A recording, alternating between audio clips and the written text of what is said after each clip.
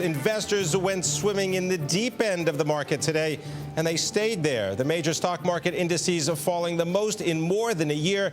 The S&P 500 losing almost 4%. As I said, the Dow Jones Industrial Average falling 376 points to close at the lowest point of the trading session. Bloomberg's Deborah Kostroun is at the New York Stock Exchange. Deborah, what sparked all this selling? Well, of course, you know, Pimm, the big concern is, can Europe contain their debt crisis? Will this derail the recovery, even here in the U.S.? And, you know, one of the things that we saw, once the S&P fell below that 200-day moving average, the selling just continued throughout the day.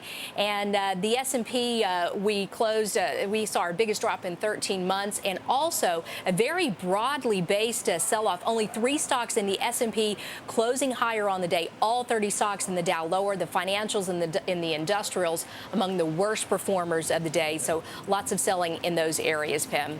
All right, now, Deborah, were traders at all surprised by all this selling? Any panic in the streets? Well, you know, I've been talking to traders about that, and they're saying that, you know, we are not seeing the panic like we did see during the financial crisis.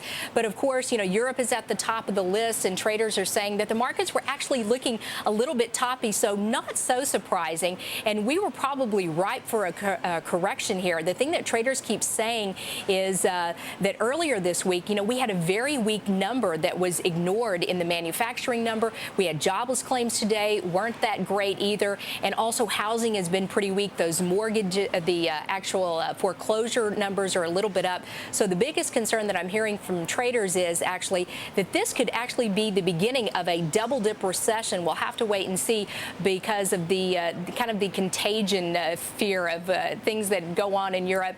It certainly affects the global economy, Pimm. All right. Now, Deborah, you know, when things go on in Europe, such as they are, they usually end up buying gold. That's what we typically see, or they buy oil. But that didn't happen today. Any reasons? Well, what we did see a lot of buying in the dollar, though, and it looks like all the money going to the safe assets like the dollars and also the 30-year treasuries. And, of course, as you said, typically when we see stocks sell off, we actually do see some buying in gold or oil. But today, commodities falling to an 8-month low. Crude oil taking a pretty big plunge on the day.